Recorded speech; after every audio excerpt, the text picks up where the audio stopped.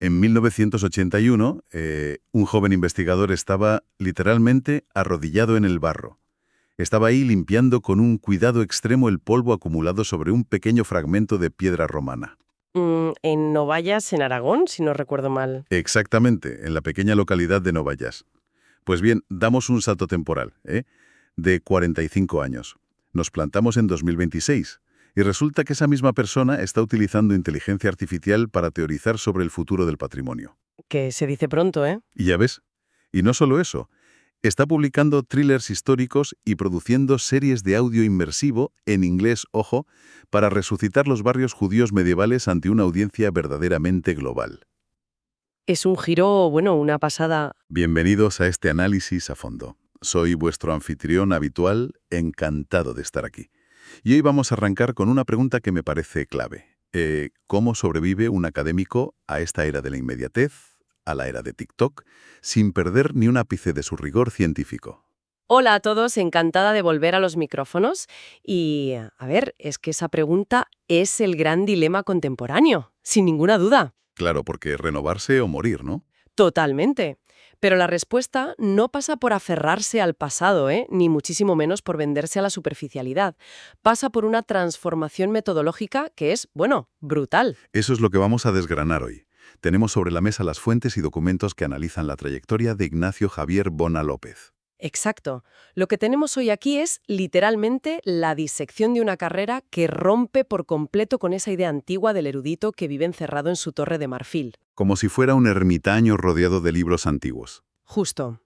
Es un mapa de ruta sobre cómo evitar que el conocimiento altamente especializado acabe siendo, pues eso, una nota a pie de página que solo leen 5 personas en todo el mundo. Y a mí me gusta verlo como una analogía musical, ¿sabes? Es como un músico clásico que, de repente, tras dominar a la perfección el conservatorio, decide montar un sello discográfico, producir festivales y usar sintetizadores. Sí, para llegar a estadios enteros. Exacto. Es una clase magistral sobre cómo adaptar la erudición a los tiempos modernos. Pero bueno, para entender los podcasts y la inteligencia artificial del presente, primero tenemos que entender de dónde viene todo esto. Claro, hay que ir a los cimientos. Eso es. No es un perfil que naciera ayer en Internet haciendo hillos virales, sino que, como decíamos, empezó con las botas manchados de barro en los años 80. Y Canto, su primera huella verificable en las fuentes es de 1981. Es un trabajo académico súper clásico titulado, espera que lo leo textualmente, Anotaciones para el estudio de una inscripción romana de Novayas en Turiaso. O sea, un título que ya te indica que eso no es lectura ligera para la playa. ¿Qué va? ¿Qué va? A ver, detengámonos un momento en lo que significa esto, porque la epigrafía, que es el estudio de las inscripciones antiguas sobre materiales duros, es una de las disciplinas más lentas, más minuciosas y exigentes que existen. Vamos, que no te puedes inventar lo que pone en la piedra si te falta un cacho. Exactamente. No hay margen para la especulación creativa. Tienes delante una piedra deteriorada y tienes que extraer conclusiones muy precisas sobre la demografía, la lengua o la sociedad romana a partir de, no sé, 3 letras medio borradas. Es un nivel de microdetalle absoluto.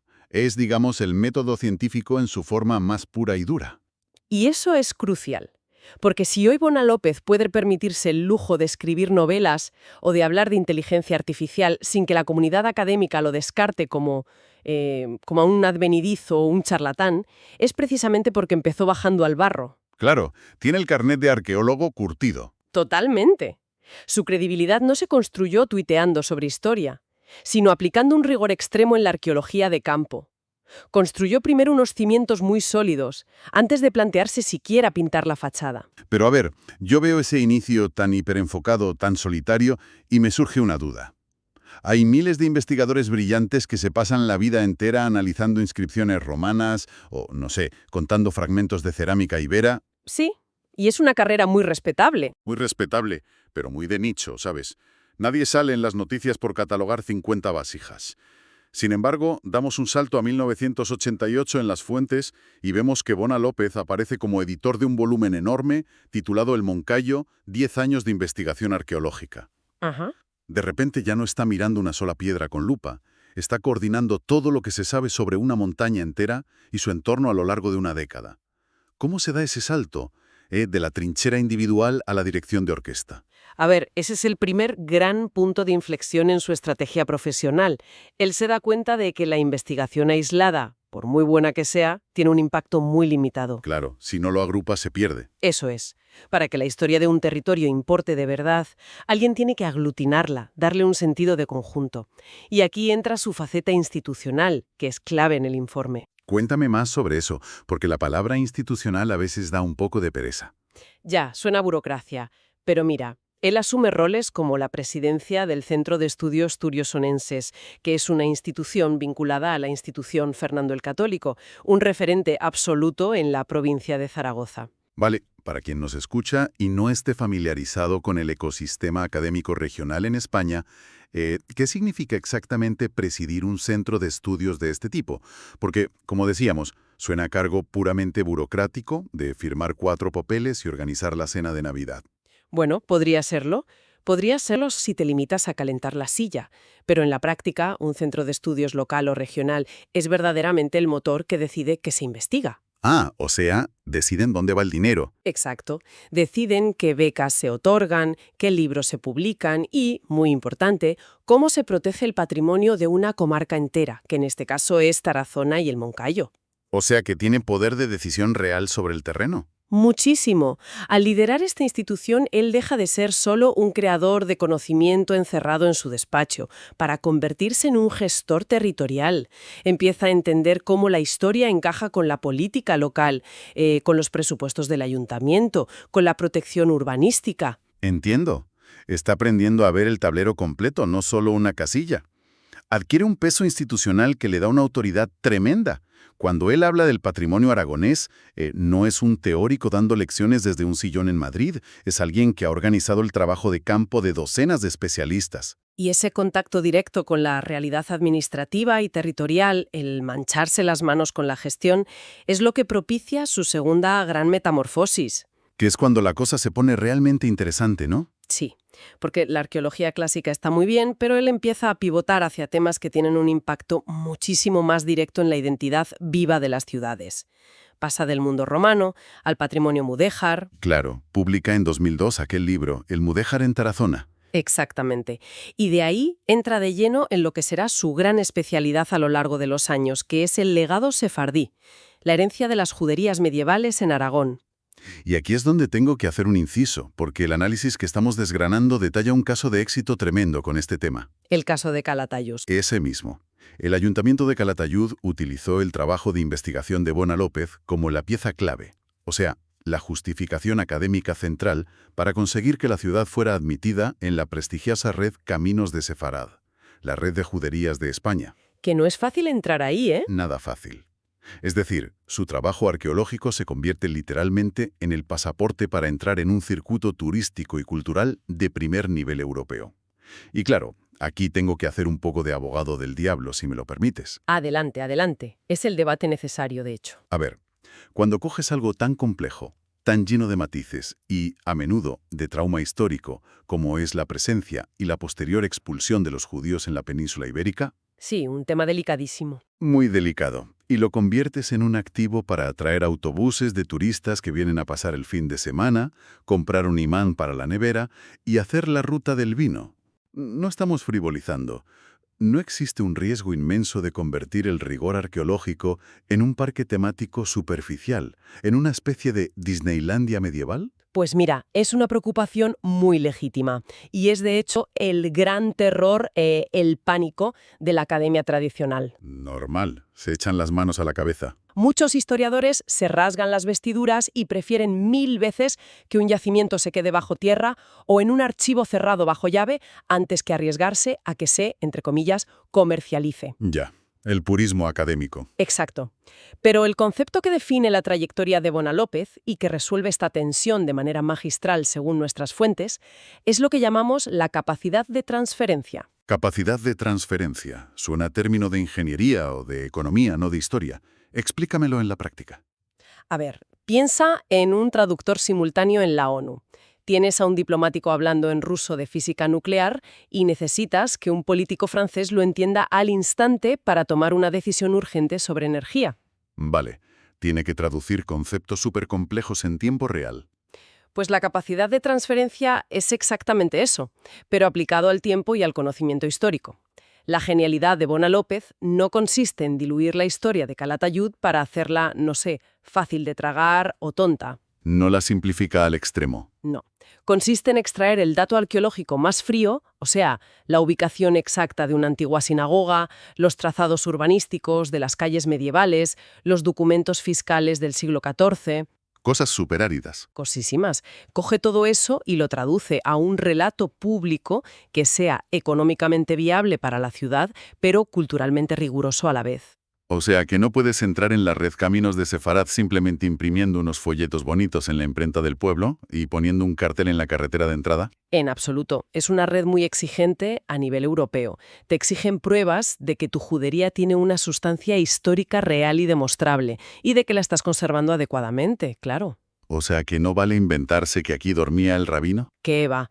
Bona López proporcionó la munición intelectual pesada. Demostró con datos irrebatibles por qué Calatayud merecía estar en ese mapa europeo. Es que el fascinante.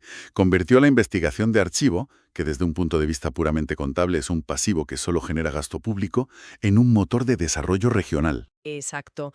Logró que la historia fuera útil para la economía local del presente. Me gusta mucho esa perspectiva.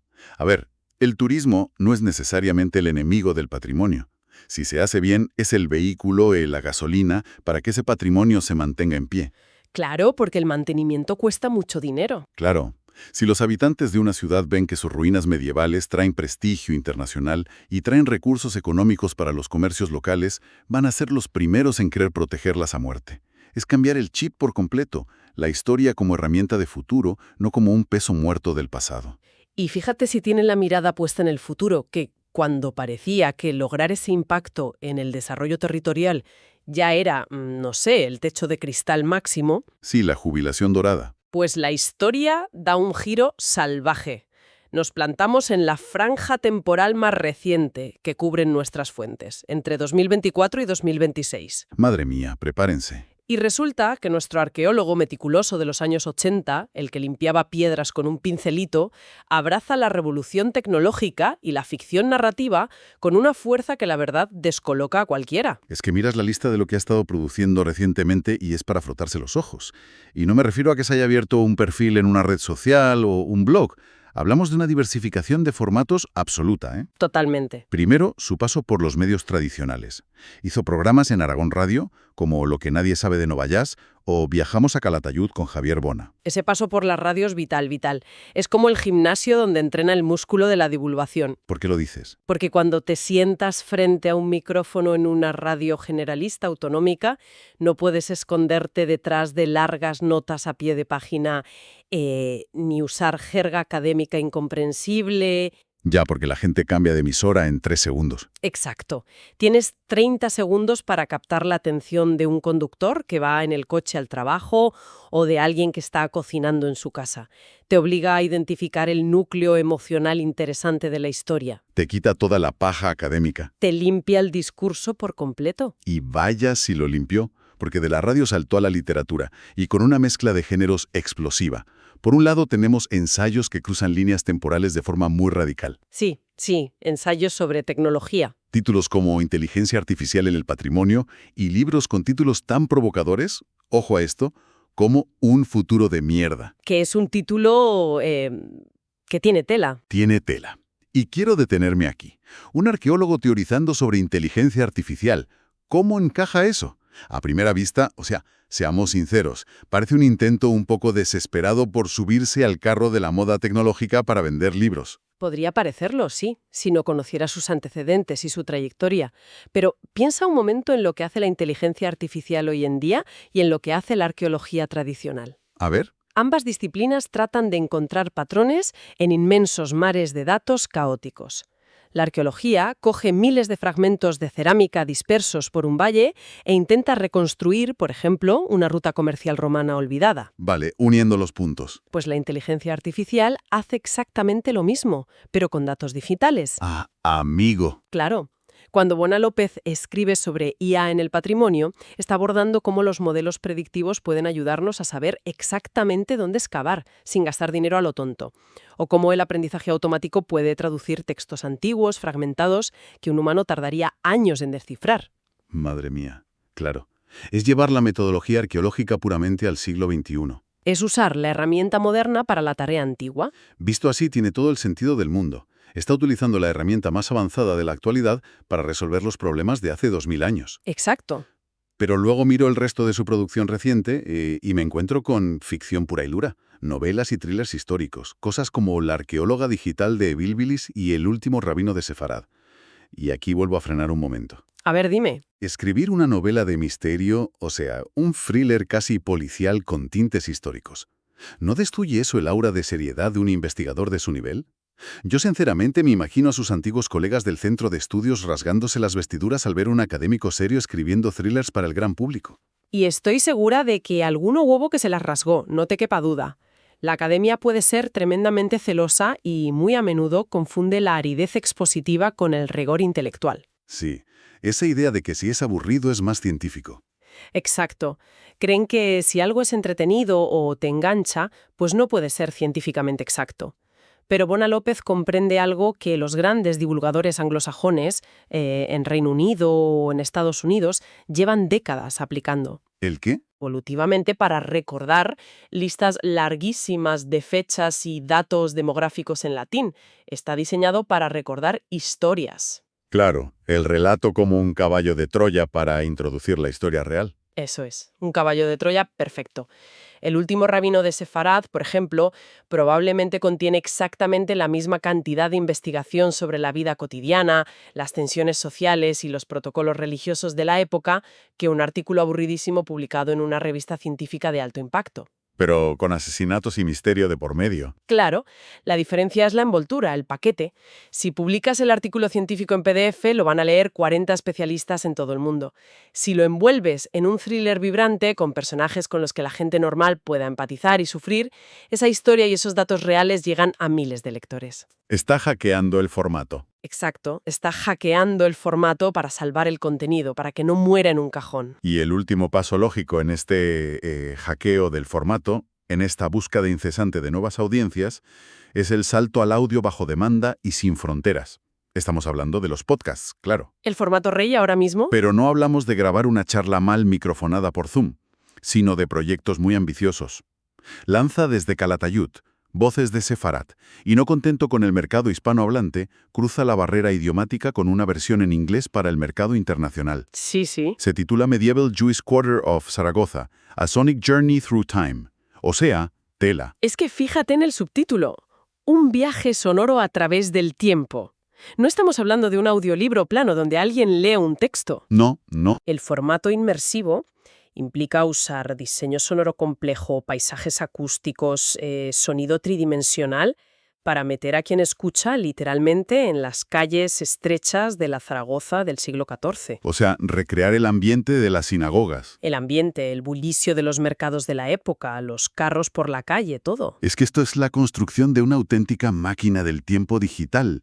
Imagínate el contraste, vamos a darle una vuelta a esto, de limpiar una piedra romana en absoluto silencio en 1981 a diseñar paisajes sonoros envolventes para que alguien en Nueva York o en Londres, que está paseando a su perro con unos auriculares puestos, sienta que está caminando por la judería de Zaragoza. Es una barbaridad. Es una locura maravillosa. Y de hecho, es un ecosistema completo. Si analizamos toda esta trayectoria con vista de pájaro, emergen, según las fuentes, 5 fortalezas claras que explican por qué este perfil no es una anécdota aislada, sino un modelo real de éxito. A ver, ¿cuáles son esas fortalezas? Primero, la continuidad. No es alguien que picotee un tema hoy y mañana otro. Lleva más de 4 décadas picando piedra en la misma trinchera. Constancia pura. Segundo, el anclaje territorial. A pesar de llegar a audiencias mundiales en inglés, su centro de gravedad siempre es el mismo. Aragón, el Moncayo, Calatayud, Tarazona. No pierde sus raíces buscando la universalidad. Es que muchas veces cuanto más local y específico eres, más universal te vuelves, porque la gente nota la autenticidad. Así es. Bueno, la tercera fortaleza es esa capacidad de transferencia de la que ya hemos hablado, saber convertir datos en valor económico y social. Ajá. La cuarta es la diversificación de formatos, demostrar que a estas alturas no hay que tenerle miedo ni a la inteligencia artificial, ni a la ficción literaria, ni al podcast. Y la quinta, por último, es su especialización sefardí, un tema que, por naturaleza, conecta lo hiperlocal con un legado verdaderamente global y diaspórico. Me parece un resumen brillante de sus fortalezas. Pero claro, como analistas no podemos quedarnos solo en los aplausos y en lo bonito. No, desde luego. En este programa siempre buscamos la imagen completa. Tiene que haber limitaciones. ¿Dónde choca este modelo de profesional hiperversátil con el sistema actual? Porque si todo es tan extremadamente positivo, ¿por qué demonios no hay 1000 arqueólogos haciendo exactamente lo mismo? Ah, ahí le has dado. Choca directamente y de frente con la burocracia institucional universitaria y con los sistemas de evaluación tradicionales. Y hay que ser muy claros aquí con la audiencia. A ver, cuenta. Si tú coges el currículum reciente de Ignacio Javier Bona López con todos sus podcasts, novelas y proyectos turísticos y lo metes en la maquinaria evaluadora de una agencia de acreditación universitaria, de esas que solo miden los famosos cuartiles, los índices H de impacto y las citas en revistas anglosajonas exclusivas, Vamos, la burocracia académica de toda la vida. pues el sistema colapsaría y probablemente no le daría la máxima puntuación académica formal. Claro, porque el algoritmo de evaluación de la universidad no tiene ni idea de cómo puntuar un podcast inmersivo sobre Zaragoza que escuchan miles de personas, ni sabe cómo valorar el impacto social real de un thriller histórico que de repente fomenta el turismo en una comarca deprimida. Para nada. Ellos solo saben contar cuántas veces te han citado otros 4 académicos en un PDF cerrado de pago. Es terrible. Es la gran tragedia de la evaluación investigadora moderna. Miden el eco dentro de la cámara, pero ignoran completamente el impacto fuera de ella. Por eso, al valorar figuras de este calibre, como la de Bona López, el informe sugiere que tenemos que utilizar una métrica diferente, una métrica superior, que podríamos llamar utilidad cultural pública. Utilidad cultural pública. Me apunto ese concepto en mayúsculas. Es que piénsalo, un artículo altísimamente indexado que jamás en la vida sale de los muros de la universidad, tiene utilidad académica, sí. ¿Vale? Pero coger esa misma historia, traducirla a un formato sonoro, escribir una novela o, más importante aún, ayudar a que una ciudad preserve físicamente sus calles medievales gracias al turismo, eso tiene utilidad cultural pública. Transforma a la sociedad real materialmente. Exacto. Y esa vocación incansable de difusión, esa negativa rotunda a que el saber se quede confinado en un archivo, es lo que define su verdadera dimensión como investigador hoy en día. Pues con esa imagen global, creo que nos vamos acercando al final del análisis. Hemos hecho un viaje verdaderamente alucinante hoy. Desde luego. Hemos acompañado a un joven investigador desde la epigrafía más microscópica y solitaria en los años 80. Le hemos visto organizar instituciones que vertebran un territorio entero. Sí, le hemos seguido mientras convencía a Europa de que Calatayud era vital para el legado judío. Y finalmente, le hemos visto sentarse frente a un ordenador para usar IA y micrófonos de última generación para enviar todo ese conocimiento milenario directo al futuro. Bona López es, en esencia, la encarnación perfecta de lo que debería ser el investigador divulgador del siglo XXI. Y yo creo que la lección más potente que nos deja este caso trasciende por completo el mundo de la arqueología o la historia medieval. Es un toque de atención tremendo para cualquier profesional altamente especializado que nos esté escuchando. Totalmente de acuerdo. Nos demuestra que el conocimiento riguroso y la información precisa son necesarios, sí, pero ya no son suficientes por sí solos. En esta era del ruido constante, si la erudición no sabe cambiar de vehículo, si no aprende los lenguajes de su tiempo, ya sea el relato de ficción, el formato inmersivo o el entorno digital, está firmando su propia sentencia de muerte social. Desaparece, sin más. Lo cual me lleva, fíjate, a la idea final con la que me gustaría cerrar hoy. A ver. Una pregunta un tanto incómoda, para que la gente que nos escucha se la lleve puesta y le dé una vuelta mientras conduce o pasea el perro o termina su jornada laboral. Todos pertenecemos a algún sector profesional, ¿verdad? Claro. Somos médicos, arquitectos, abogados, programadores, educadores, todos, de una forma u otra, poseemos áreas de conocimiento especializado que nos ha costado muchísimos años de sudor y esfuerzo dominar, exactamente igual que a nuestro arqueólogo le costó descifrar aquella piedra romana en Novayas. Así es. A todos nos cuesta lo nuestro. Pues la gran pregunta es esta.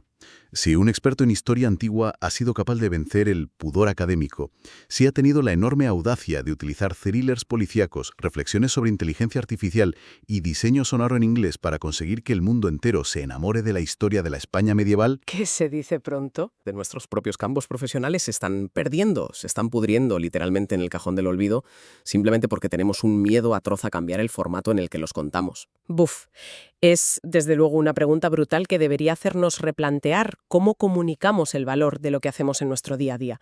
Nos toca hacer autocrítica. a veces, para que el mensaje más antiguo y profundo resuene de nuevo y cambie la realidad que nos rodea, hay que tener la valentía de perderle el respeto al envase de siempre y atreverse a aprender un idioma nuevo, ya sea el de la radio, el del código o, como en este caso, el del podcast. Totalmente cierto. Pues esto ha sido todo por hoy en nuestro análisis a fondo. Seguiremos explorando y seguiremos traduciendo. Muchísimas gracias por estar ahí al otro lado. Hasta la próxima. Hasta pronto. Un salvo.